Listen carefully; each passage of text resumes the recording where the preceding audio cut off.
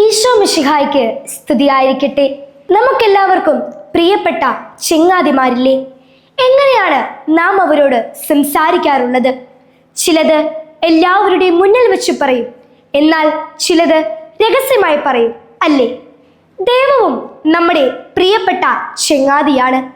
ദൈവത്തോട് എങ്ങനെയാണ് നാം പ്രാർത്ഥിക്കേണ്ടത് എന്നാണ് ഇന്ന് ഈശോ ഇവിടെ പഠിപ്പിക്കുന്നത്.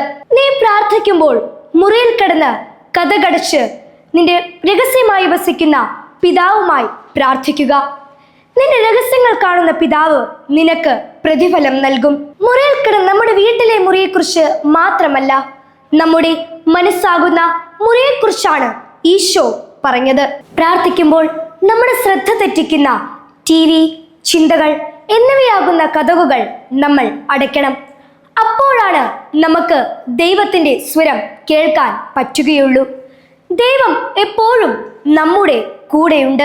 ഇന്നത്തെ നമ്മുടെ പരിഹാര പ്രവൃത്തി ഇതാണ്.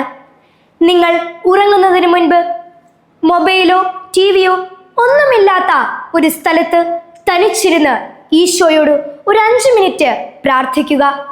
നമ്മുടെ മനസ്സിലുള്ള കാര്യങ്ങൾ ഒരു ചെങ്ങാതിയോട് എന്ന പോലെ ദൈവത്തോട് പറയുക.